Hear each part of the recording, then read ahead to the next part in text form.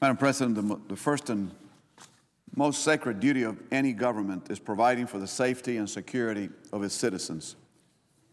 Hamas' repeated rocket attacks on the Israeli people created a situation that required an Israeli response.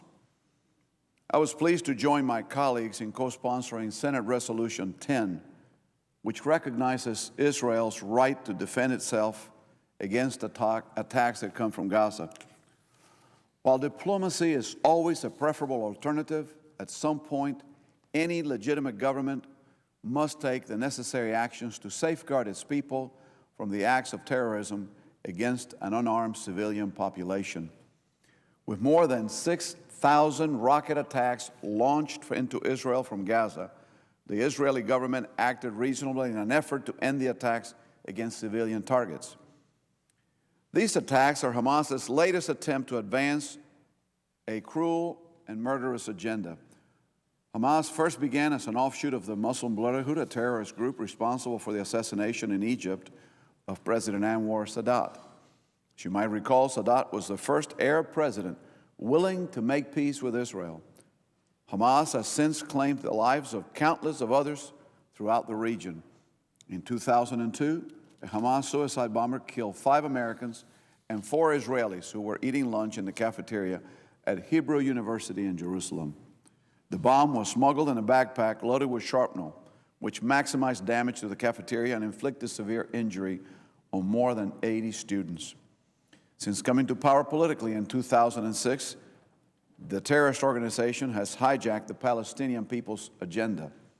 They have cynically used their own people as civilian shields and brought harm to those who do not share their radical views.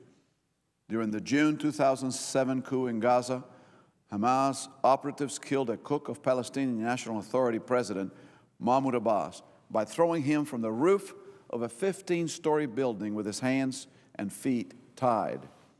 In the current conflict, they have fired rockets at their own people. On December 26, 2 Palestinian girls aged 5 and 13 were killed when a rocket fell short of reaching an Israeli target. Hamas openly admits it uses women and children as human shields. One Hamas leader described this appalling practice by saying, "For the Palestinian people, death has become an industry. This is why they have formed human shields of the women and children and of the elderly." Instead of investing in their own people's well-being, in roads, schools, and hospitals, they have instead invested in the cache of weapons they're using to cause death and destruction in Israel. As a result, Palestinians are suffering. They have limited access to basic needs such as food and medicine.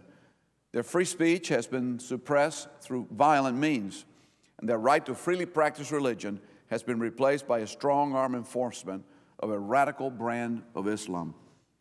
The largest beneficiary of Hamas weapons purchases has been Iran, who has aided Hamas by training terrorists and offering advice in making deadly explosives and long-range rockets.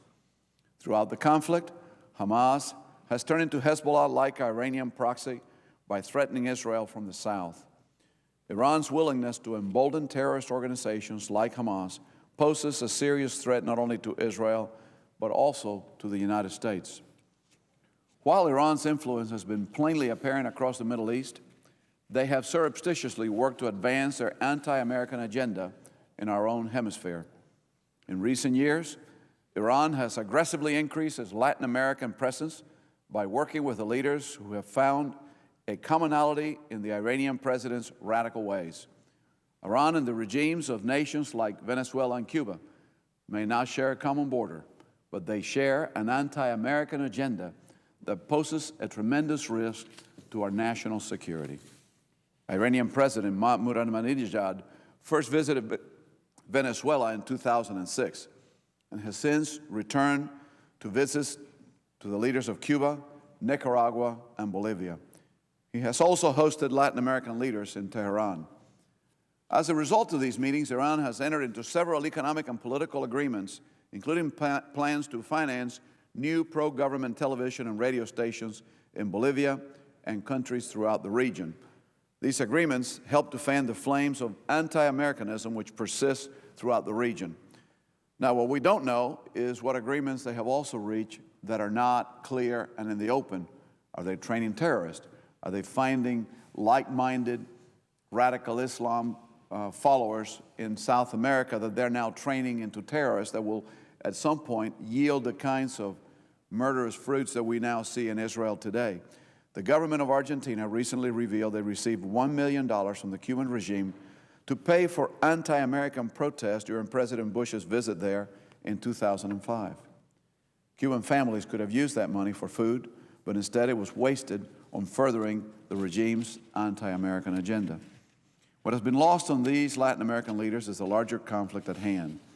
Iran is heavily invested in a conflict that has claimed the lives of countless innocent civilians, and they will stop at no cost continuing to aid in the destruction of Americans' allies. For our nation, the next few weeks will be historic but critical. I'm anxious to hear about President-elect Obama's plan to address the Israeli-Palestinian conflict, and I'm hopeful his administration will continue to reaffirm the U.S. historic commitment to the people of Israel. I'm also hopeful the administration will continue efforts to persuade Syria to stop yielding to Iran's devious demands. Syria must understand that Iran's interests do not serve the interests of the people of the Middle East. Egypt has taken significant measures in trying to stop Hamas smuggling of weapons and militants from Egypt into Gaza, but they must do more as well. One proposal I support deploys an international force of military engineers to monitor and destroy the tunnels along the Egyptian border near Gaza. I would also encourage the new administration to continue working vigorously with the European Union, Russia, and the United Nations on the UN-sanctioned Annapolis process to achieve a final status agreement between Arabs and Israelis that includes a viable, democratic Palestinian state living in peace with Israel and its neighbors. And finally, I hope to see further progress in our efforts to train the Palestinian Presidential Guard led by U.S. General Keith Dayton. Although the recent outbreak of violence in Israel is troubling, I'm hopeful a new ceasefire can be reached very, very soon. A true ceasefire with Hamas should include a guarantee of no more rockets and safeguards against rearming.